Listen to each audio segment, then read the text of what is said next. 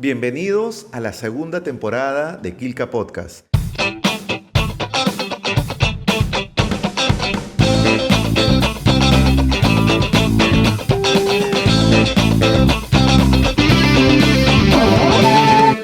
Muchísimas gracias de corazón a todos aquellos que se van suscribiendo a nuestros canales de YouTube, de Facebook, de Spotify, de Instagram. Muchísimas gracias y recomienden la página para que podamos tener más seguidores y puedan también comenzar a conocer a escritores, literatos que a nosotros nos interesa preguntarle y descubrir esa otra faceta, esa faceta que de pronto no está trasladada a los libros y que hay mucha historia por contar.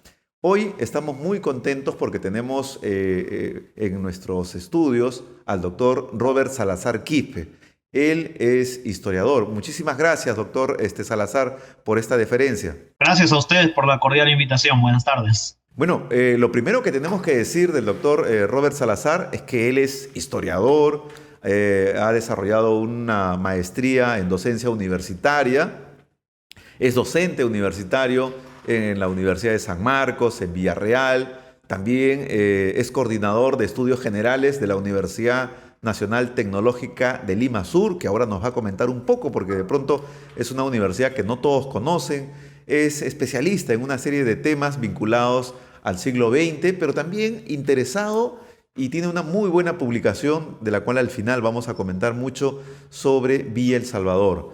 Bueno, doctor Salazar, cuéntenos, ¿cuál ha sido un poco la historia de poder asumir esta carrera de ciencias sociales, de historiador? ¿Cómo así elige esta carrera? Sí, mira, en mi caso viene marcado por mi condición de migrante. Mis padres son cajamarquinos, así que yo tuve la oportunidad de hacer mi primaria en Cajamarca y luego me trasladé a hacer algunos años de secundaria entre Chiclayo y Trujillo. Y tenía esta mirada diferenciada del país, ¿no?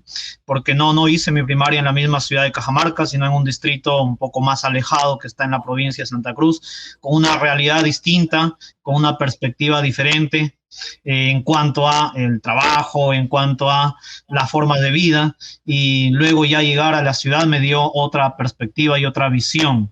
Y eso quería integrarlo como parte de no solo de mi vivencia personal, sino, ¿por qué no?, darle un matiz académico.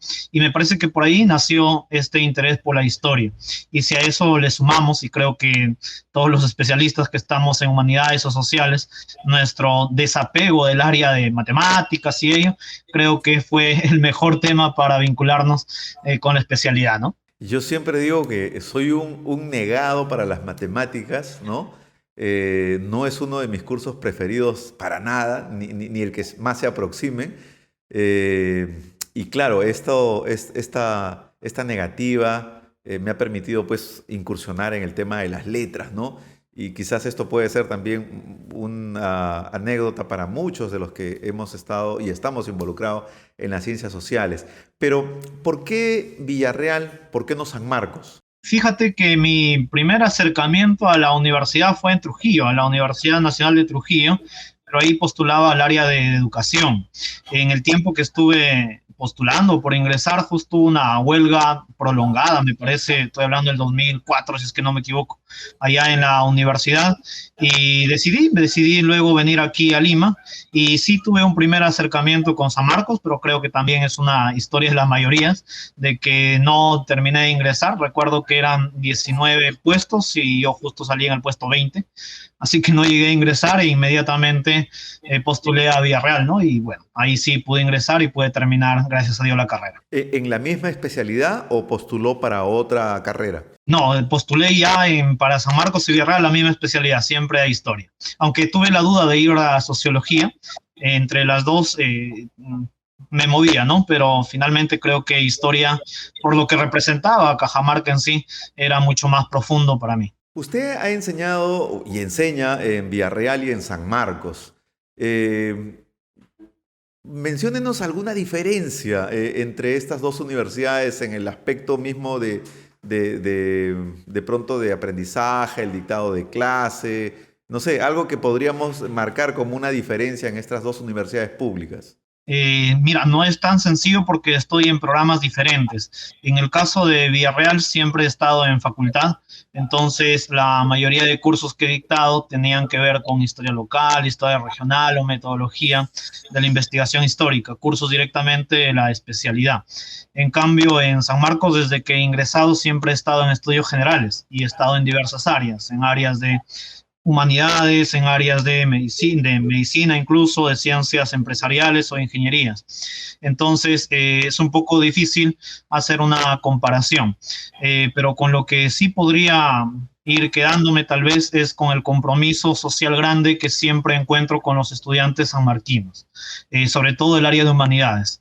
Y cuando hablo del compromiso social es esta idea de la búsqueda de respuestas a las diversas preguntas que ellos tienen, ¿no? Y me identifico mucho porque algunos de ellos también vienen de padres migrantes, otros vienen de una situación de este crecimiento suburbano de Lima de los 80 en adelante, otros simplemente no entienden la dinámica que viven las ciudades y eso es fabuloso siempre conversar en San Marcos. En Villarreal, por otro lado, siempre he estado más cerca a asesorar a los chicos que ya están llevando a cabo un trabajo de investigación.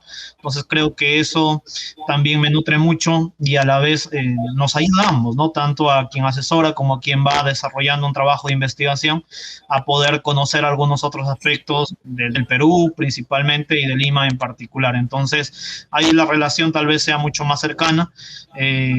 Pero sería un poco la experiencia de ambas universidades. Claro, bastante diplomático, doctor, para quedar bien con las dos universidades, ¿ah?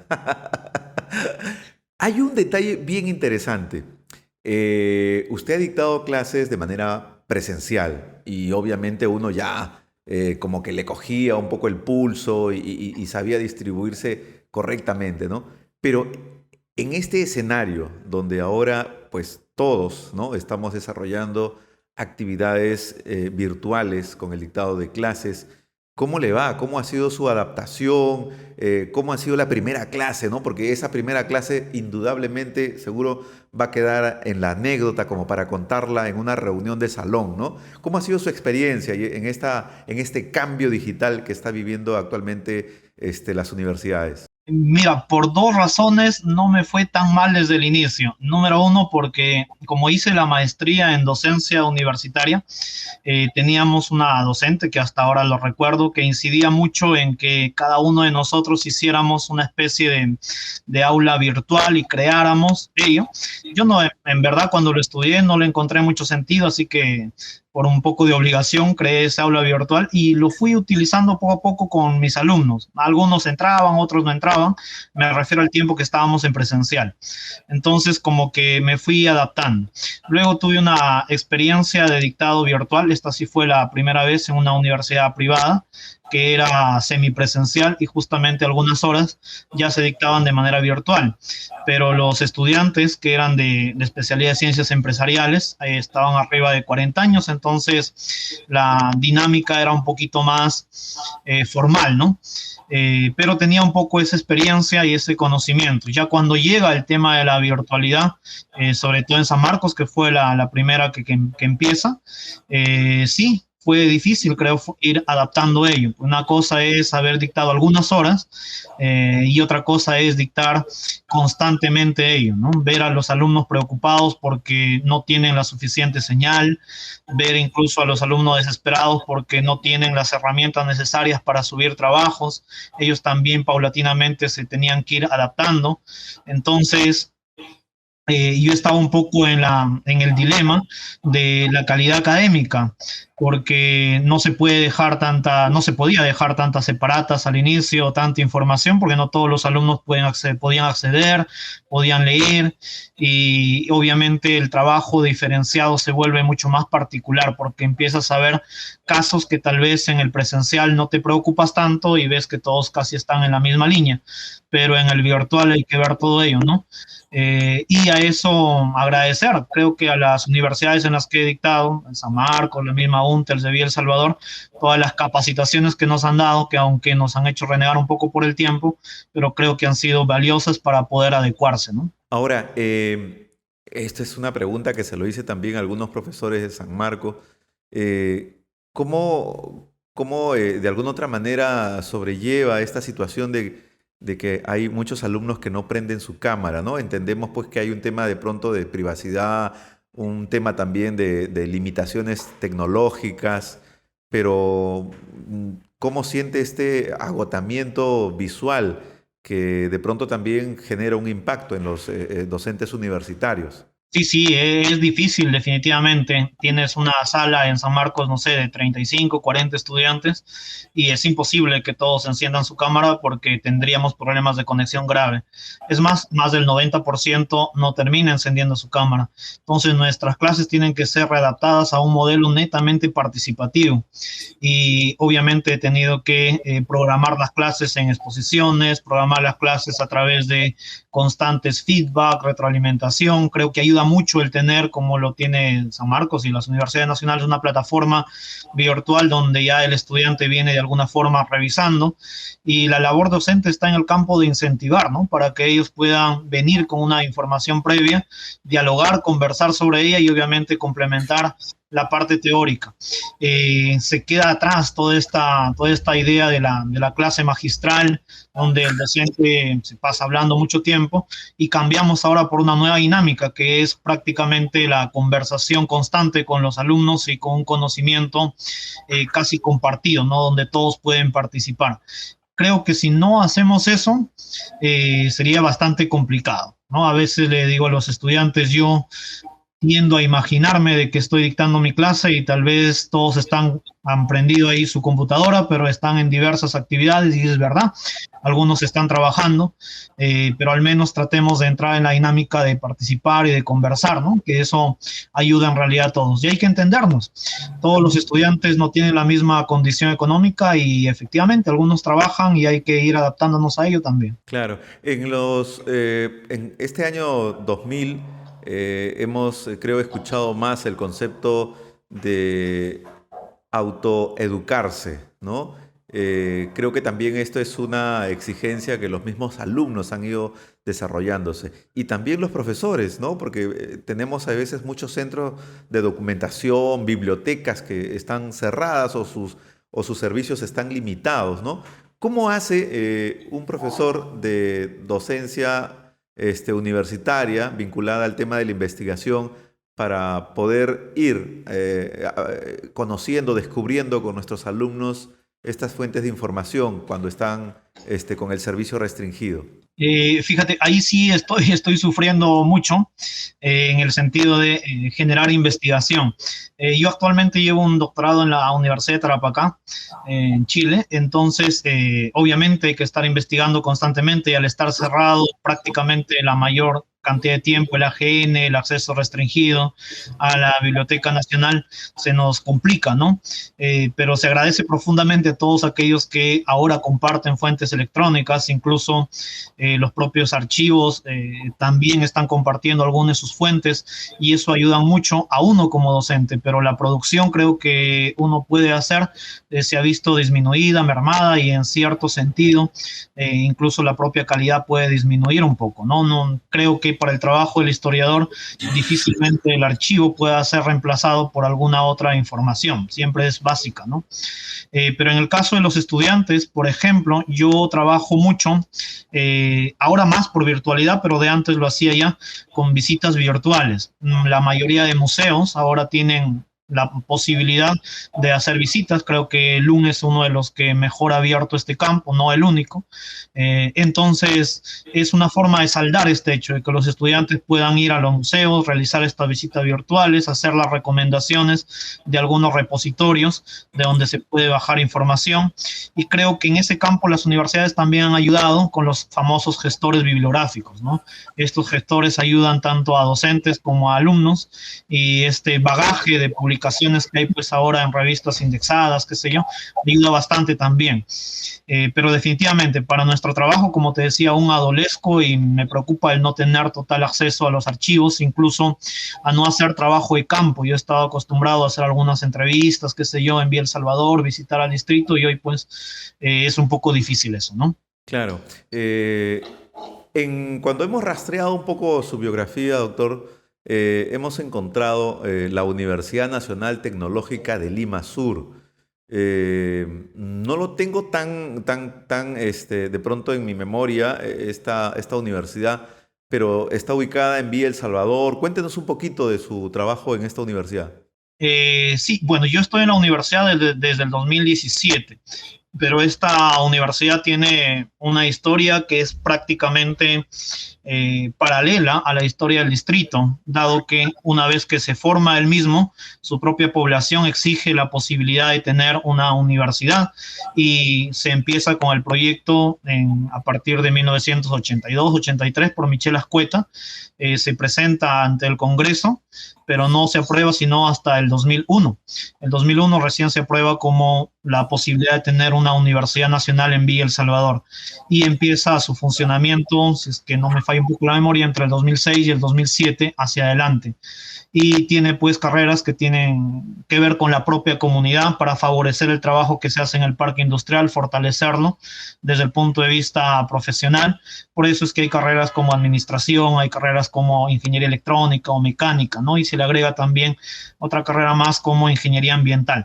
Y claro, la pregunta que siempre se me suele hacer es, ¿qué hacen los historiadores en áreas de ingenierías o de ciencias empresariales?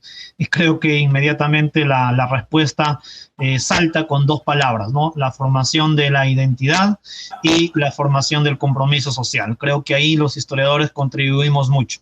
La gente de El Salvador muy afincada, ¿no?, al tema del propio distrito. No, y además hacer un recorrido por la historia del Perú que permite de pronto contextualizar muchas problemáticas que tenemos en la actualidad. Encontramos raíces justamente en la época colonial, en los inicios de la República, ¿no? Y toda esta frustración que quizás nos llevan a responder cosas actuales. Pero usted se ha especializado en el proceso histórico-cultural del siglo XX, que es de pronto una historia más contemporánea y que responde también a esto que nos estaba comentando originalmente, ¿no? Su condición de migrante desde Cajamarca hacia Lima. Eh, ¿Cuáles son los aspectos que más le interesan de este siglo XX en particular? Sí, yo me he interesado más por el tema del nacimiento de barriadas y pueblos jóvenes, particularmente en la ciudad de Lima. Pero en ese sentido también he tenido que ir verificando el proceso de migraciones del campo a la ciudad, básicamente de los años 50 o 60 en adelante. Eso inicialmente es lo que trabajé para la tesis de licenciatura y actualmente estoy viendo todas las relaciones que establecen los pobladores con instituciones, principalmente con la Iglesia Católica, que es hoy mi trabajo un poco para el tema del doctorado, ¿no? Entonces, ese ha sido un poco mi proceso. Qué bueno, y qué bueno escucharlo hablar de la Iglesia Católica, porque en los estudios que yo también tengo sobre Lima Norte, había dejado un poco de lado, no tanto por desinterés, sino por el acceso a las fuentes, el papel de la iglesia, de las congregaciones, de las órdenes religiosas en el surgimiento y la construcción de estos distritos, de estos pueblos jóvenes, de urbanizaciones populares. Y creo que hay un trabajo estupendo, ¿no? Y creo que podríamos coincidir en eso, en que no se limita solamente al tema espiritual, la iglesia, sino que va más allá. Desarrolla también un trabajo en términos de salud, de alimentación y sobre todo de educación, ¿no? Y sale a la luz pues una lista enorme, ¿no?, de colegios que están hasta el día de hoy vigentes con más de 50, 60 años y que además su experiencia pedagógica es casi casi como para hacerle un estudio y un análisis. En el trabajo que usted tiene sobre Villa El Salvador, que creo que es una de sus publicaciones que tiene mucho alcance, ¿qué congregación religiosa es protagonista en esta parte de Villa El Salvador? En Lima Norte tenemos pues a los sancolumbanos, a los viatores, a las hermanas de Presentación de María, a los oblatos de María Inmaculada, y en fin, una lista enorme. En Villa El Salvador... Mira, para el libro que llegué a publicar no vi tampoco mucho el tema religioso, en realidad es lo último que estoy viendo y trabajando. Sin embargo, vi El Salvador desde este punto de vista tiene una particularidad. Se pone en boga todos los principios de la teología de la liberación que se habían discutido poco antes en los famosos concilios de Medellín, de Puebla, etcétera. Entonces, el propio padre Gutiérrez junto con Monseñor Bambarén, son los que empiezan a implementar las famosas comunidades eclesiales de base y son estas las que empiezan a funcionar. Entonces tienen más esta visión de acercar las nociones de la teología de la liberación, las nociones en torno a la pobreza, a la propia praxis y a la forma como la comunidad puede participar. De ese punto de vista me parece que son los jesuitas los que más se acercan a la comunidad, pero todavía estoy en ese proceso de seguir investigando profundamente estas relaciones. ¿Por qué la historia local, esta historia que de pronto nos hace descubrir un aspecto de Lima que sin estudiarlo no podríamos explicar, ¿no? El desarrollo y la transformación que ha sufrido esta ciudad? ¿Por qué Villa El Salvador y no de pronto Villa María del Triunfo, o Chorrillos, de pronto teniendo en cuenta que este es un distrito pues bastante añejo y en donde de pronto, a pesar de que surge en un momento donde hay mucha bonanza, Chorrillos en las últimas décadas se ha transformado y hay una fuerte presencia de migrantes, ¿no? Yo entendí esto cuando asistí, por ejemplo, a una fiesta de San Pedro, ahí en el Malecón, y vi como 8 ferias de artesanía y acuchana. Y entonces dije, pues bueno, hay que encontrarle una explicación, ¿no? Porque cuando hablamos de Chorrillo, hablamos de un balneario, de un espacio muy ligado a otro tipo de actividades, y de pronto encontrar a una gran cantidad de residentes de la Sierra Sur, sobre todo, me pareció fascinante, ¿no? Y bueno, hay varios estudios ya, pero ¿por qué Villa El Salvador y no otro distrito? Tengo varias respuestas. A ver, empecemos primero por qué historia local. Y eso le debo agradecer sinceramente a uno de mis profesores, que además fue asesor de mi tesis, el profesor José Javier Vega Loyola. Estando nada más en primer año, en uno de los primeros cursos de método de trabajo universitario, nos dejó hacer la historia de tu distrito. En ese momento yo vivía en Santiago de Surco, así que empecé a hacer una monografía inicial, ¿no? Con fuentes muy primigenias sobre Santiago de Surco y me permitió acercarme a la historia local. Esa fue la primera vez en que empecé con este tipo de investigaciones, me fascinó mucho y dejé para adelante para poder continuar. Pero ¿por qué Villa El Salvador? Siempre me dicen, tú vives en Villa El Salvador, tus padres son de allá y siempre contesto que no. Entonces, ¿cómo sucedió eso? Y viene más por una cuestión personal o familiar, ¿no? Sucede que antes de terminar la universidad, pues, y antes de casarme estuve enamorado y justamente la que hoy es mi esposa vivía muy cerca a Villa El Salvador, en Tablada del Lurín. Y el visitarla constantemente me iba dando cuenta de esa realidad y ese fue mi primer acercamiento.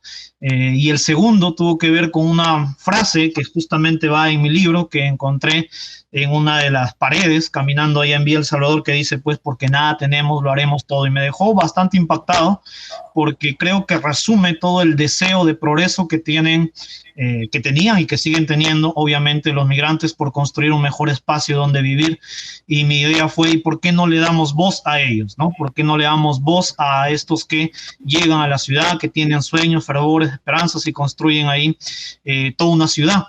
Entonces ahí nace este acercamiento con Villa El Salvador. Entonces esas son un poco las razones y bueno, ya luego se avanza con el estudio, ¿no? Claro, no, y además este hecho de poder darle visibilidad a estos personajes, a estos dirigentes barriales, creo que además desarrollamos un tema de justicia social, ¿no? Porque muchos de estos dirigentes realmente en su época hicieron trabajos colectivos muy importantes e incluso anteponiendo sus propios intereses, poniendo de sus recursos y bueno, son dirigentes que de pronto hay que quitarse el sombrero y que están ahí, ¿no? En el anonimato.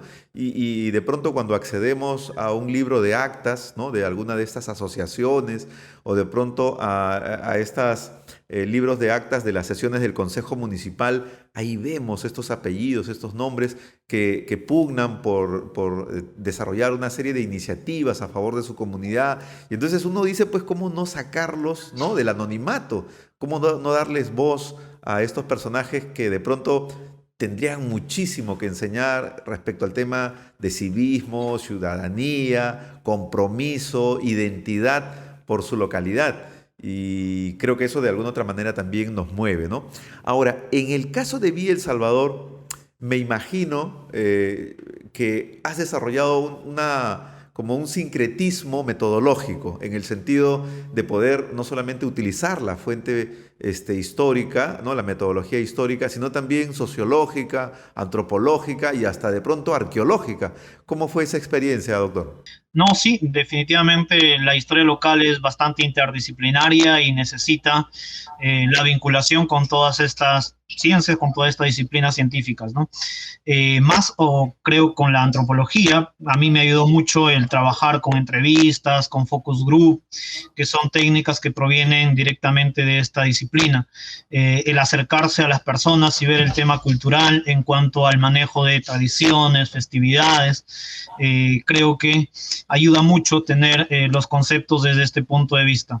En el campo del manejo de la sociología, creo que también nos presta herramientas, sobre todo para entender las dinámicas de cómo un pueblo tiene su propia formación. A veces no responde al esquema ni siquiera de Lima, ni siquiera nacional. Hablo por Villa El Salvador, que tiene su propia dinámica.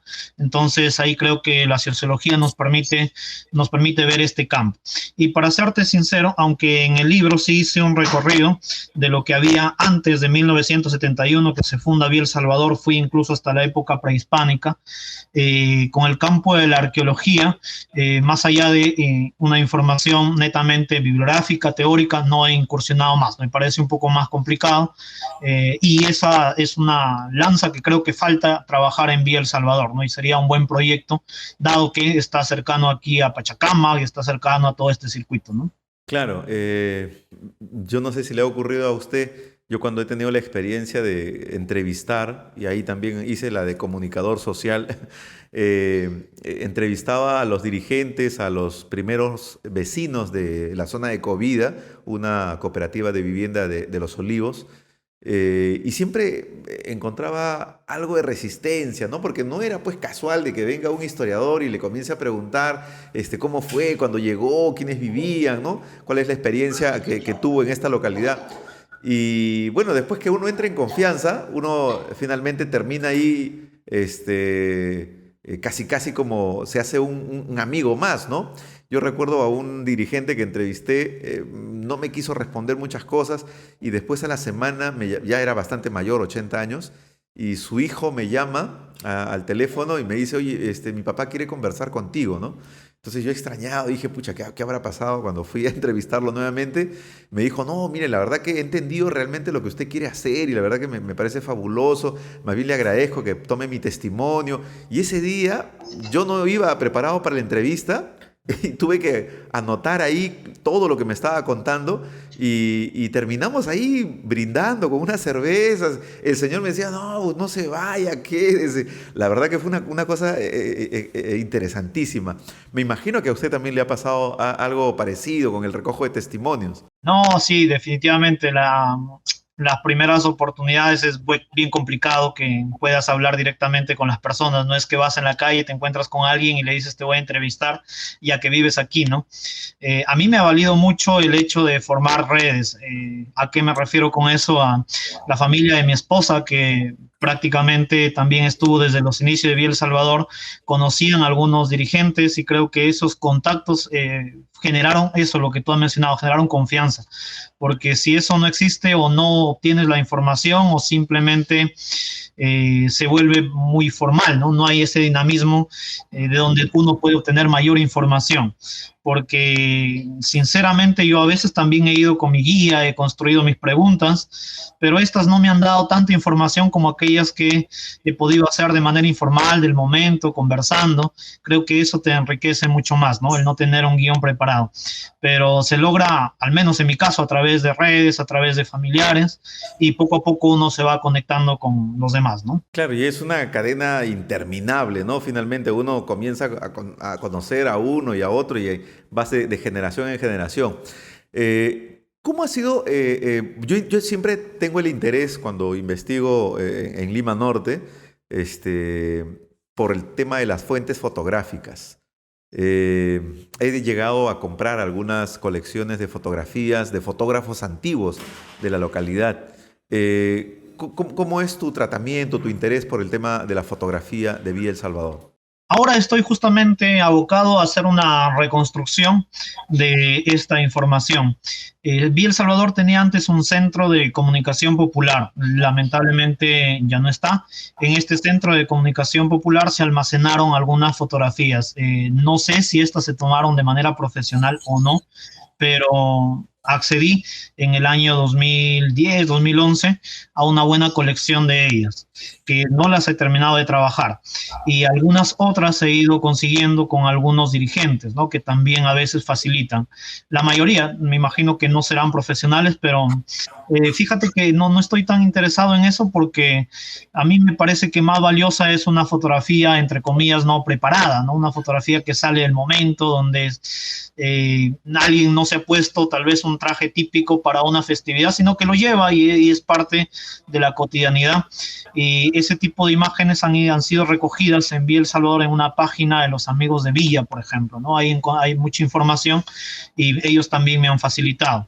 Pero estoy todavía en ese tratamiento. Lo que sucede es que yo escribí el libro solo hasta 1983 y de ahí para adelante todavía queda un largo camino que recorrer. El Papa llega mucho tiempo después todavía, ¿no? Hacia finales de los años 80. Entonces, hoy estoy en ese trabajo y bueno, se ha detenido un poquito por la pandemia, pero ya seguiremos. Le doy un dato, doctor, una pepa. Tiene que revisar los archivos de las congregaciones religiosas, de las órdenes religiosas. Ellos, cuando desarrollan un tema de búsqueda de donaciones, tanto dentro como fuera del país, siempre hacen registro fotográfico y envían estas fotografías a aquellas familias o benefactores que finalmente después, al entender la realidad, ¿no?, a donde iban a llegar sus donaciones, lo hacían con mayor voluntad. Entonces, ellos tienen fotografías que en muchos casos revelaban en 2, 3 o hasta 4 copias, porque siempre se quedaba uno en el archivo y otra era enviada a la familia que iba a ser convocada para poder ayudar a esta comunidad. Entonces, ahí encontramos fuente fotográfica importantísima. Yo lo he encontrado aquí en Lima Norte para algunas congregaciones y gracias a Dios he tenido la suerte de que me han abierto las puertas también, bueno, previas coordinaciones, y hay fotografías de cuando todavía Comas era una zona agrícola, ¿no? Y cuando le enseño a mis alumnos o a los vecinos, cuando hacemos alguna exposición, me dicen, no, eso no es Comas, me dicen, ¿no? Y cuando le señalo los cerros, le hago unos gráficos ahí que tienen la misma curvatura, y dice, ¿no? Eso no se pensaba, pero bueno, es parte de un registro visual que finalmente nos ayuda. ¿Qué es lo más complicado, doctor? ¿Publicar o investigar? Creo que ambos tienen sus bemoles, pero tendría que quedarme con el hecho de publicar. En el Perú me parece que es bastante complicado, ¿no? No hay muchas facilidades para ello. Y en estos tiempos creo que menos aún. Tuve la ventaja de conocer a Héctor Huerto, que es el que dirige Acuedi, y por ahí me facilitó un poco la publicación, pero para eso tuve que esperar, no sé, 7, 8 años, bastante tiempo, ¿no? Incluso presenté un borrador de la tesis a la Municipalidad de Villa El Salvador, y bueno, ellos me dijeron cuánto más o menos se proyectaban las ganancias. Entonces tú sabes que cuando se publica un libro, lo último que uno está pensando es en grandes ganancias, pero creo que la municipalidad sí, y rechazaron en ese momento el proyecto porque las ganancias eran ínfimas, ¿no? Y lo tuve que hacer por mi cuenta y eso ha sido valioso. Pero creo que eso es difícil publicar. Por supuesto que para investigar también se necesita un presupuesto, ¿no? También hay que invertir para la investigación, pero como esta puede durar algunos años, incluso uno puede estar apoyado por los dirigentes del lugar, a veces por los propios estudiantes que también ayudan, se hace un poquito más dinámico. Pero ya una vez que tienes el documento en sí, a buscar quién lo publica o dónde lo publicas, ahí está, creo yo, lo complicado en nuestro país, ¿no? Sí, pues no hay muchas fuentes de financiamiento para el tema de la publicación, aunque ahora con el tema digital ayuda, aunque de pronto, no sé si para usted, para mí, es mejor tener un libro en físico que un libro digital, aunque abaratan los costos y todo, bueno, somos un poco conservadores en ese sentido. Hay otro libro sobre Villa El Salvador, no recuerdo ahora el título, me imagino que tú sí lo tienes presente. ¿Cuál es la diferencia en el tratamiento de fuentes entre uno y otro trabajo? Sí, el libro más conocido es el de Antonio Zapata, ¿no? Antonio Zapata escribe sobre Villa El Salvador y él sí centra su estudio desde los inicios de Villa del 71 y recorre hasta el año 96. Incluso Antonio Zapata tiene un acercamiento con algunos estudiantes de la Universidad Católica que están en ese tiempo haciendo trabajo de campo. Entonces, la ventaja que tuvo él es de ir a la propia zona, recoger testimonios, y eso también me ayudó mucho para comparar con los que yo tengo posteriormente.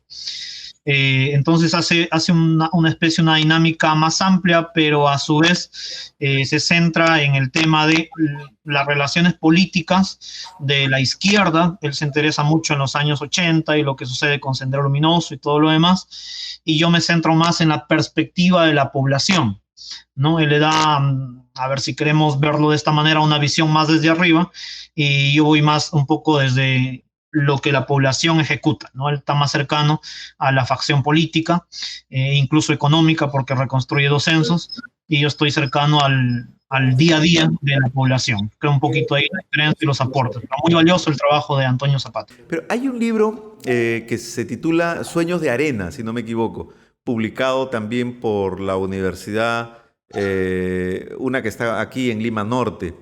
Y es un trabajo también que me pareció interesantísimo y que completa un poco seguramente partes de la historia que en esta contribución bibliográfica intentan realizar. Este trabajo, ¿usted lo llegó a revisar? ¿Cuál es su apreciación respecto a ella?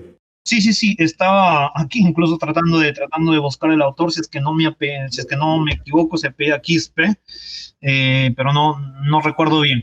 Pero sí, yo revisé el libro Sueños de Arena, que está construido con una visión en un estilo más monográfico, pero cercano a la población. Y eso también es una tarea pendiente, creo yo, que tenemos los historiadores, ¿no? A veces escribimos con una visión más teórica y Sueños de Arena tiene esta visión mucho más práctica, con información del momento. El autor incluso ahí, él sí dice que tiene familia, ¿no? Precisamente que vive en Villa, ha sido parte incluso, no del surgimiento, pero sí de la construcción del distrito. Entonces, eso ha sido interesante, ¿no?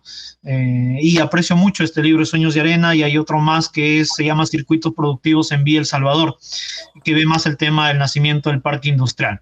Creo que estos han sido los estudios pioneros que hay sobre Villa y en los cuales también me he permitido apoyarme, ¿no? Sí, bueno, indudablemente es un trabajo muy interesante que a nosotros nos permite conocer esta parte de la ciudad sin la cual no podríamos explicar el desarrollo de Lima, ¿no? Eso lo repito muchas veces y creo que esto es parte de un consenso también dentro de los historiadores y antropólogos, porque las partes periféricas al centro de la ciudad han cobrado un dinamismo realmente importante en términos económicos, culturales y sobre todo ahora en este contexto que vemos políticos, ¿no?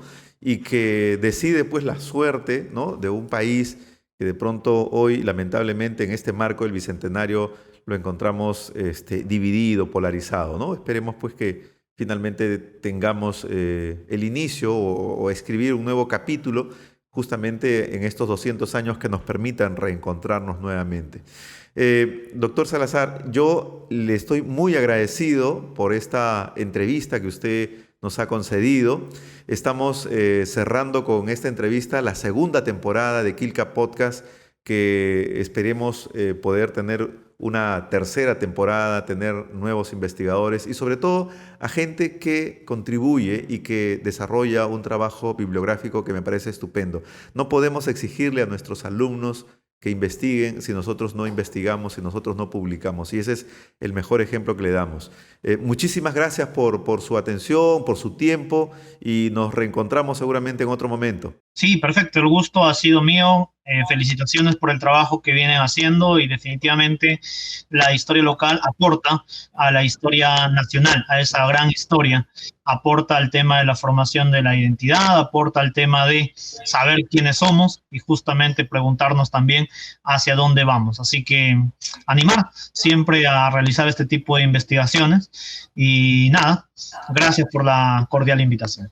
Ha estado con nosotros el doctor Robert Salazar Quispe, quien ha tenido esta gentileza de responder a nuestro llamado para la entrevista. Muchísimas gracias a todos los que nos siguen. Cerramos con esta entrevista la segunda temporada y espérennos que volvemos con una tercera. Nos vemos.